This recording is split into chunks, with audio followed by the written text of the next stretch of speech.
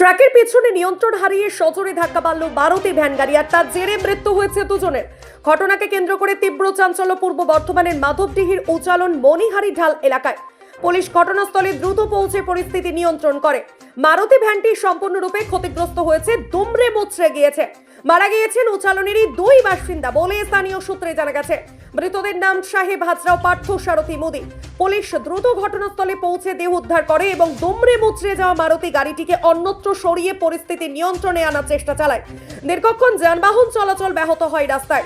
পরবর্তী সময়ে পুলিশের হস্তক্ষেপে নিয়ন্ত্রণে আসে পরিস্থিতি। মারুতি ভ্যান নিয়ন্ত্রণ হারিয়ে সজোরে ধাক্কা মারল ট্রাকের পিছনে। ঘটনাস্থলে মৃত্যু হয়েছে দুজনের।